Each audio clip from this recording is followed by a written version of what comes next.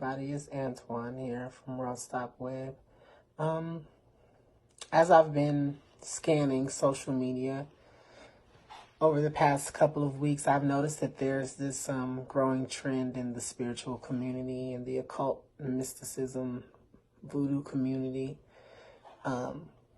where new practitioners seem to be under the impression that there is a such thing as a spell that can be done to rid themselves of things like general unhappiness, depression, as some of them call it, poverty.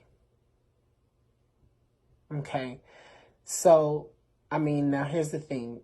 Once we all started dabbling in magic and we realized that we could create our reality, those are the first things that we all want to tackle.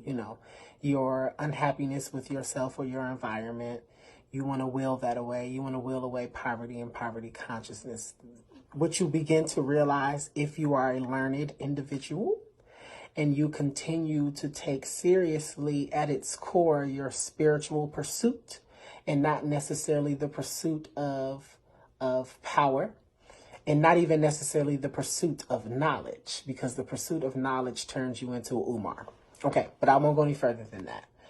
If you keep at the core of you the pursuit of spiritual growth, you will come to understand that it takes a lot more than the burning of a candle and the utterance of a set of words in order to make true change within yourself. You have to change, and you have to go in very deeply and do lots of things. So I do want to give this suggestion. I don't just want to, critique those individuals who are new, because we've all been new. So I want to give a suggestion. As a psychologist myself, I know that it takes between 21 and 23 days for the human brain to develop or break a habit. Okay, theoretically. All of this shit is theoretical, but theoretically it takes between 21 and 23 days for the brain to become chemically dependent upon something. Now, the thing is, your brain is always pumping out chemicals. Every response that you have emotionally speaking, it's all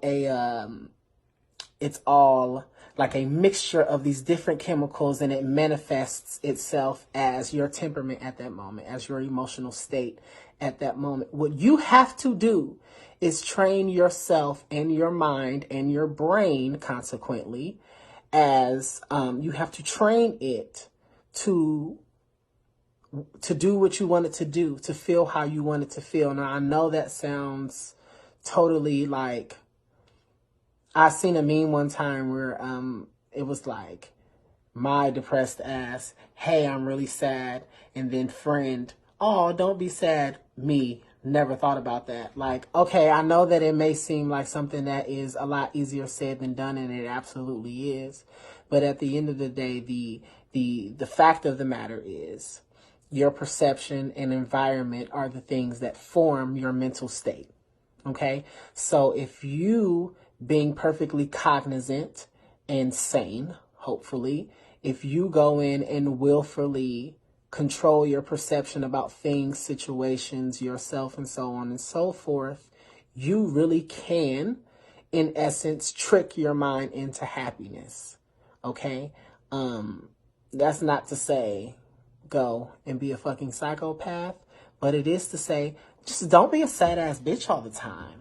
And you really can't get into the beauty of what magic and mysticism is if you don't take care of your mental state. And that means understanding how the brain and the mind are the same and how they're different, because they truly are.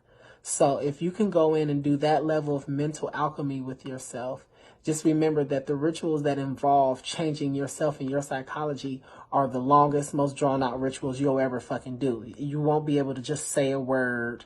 You won't be able to just snap your fingers and drink an elixir and all of a sudden you're not depressed anymore. No, you really have to work to change yourself. And as you change yourself, your environment begins to change, because all is mental. So that's all this video was about, because I really needed to address that. It's saddening to see that this new age thing can be so poisonous, but hopefully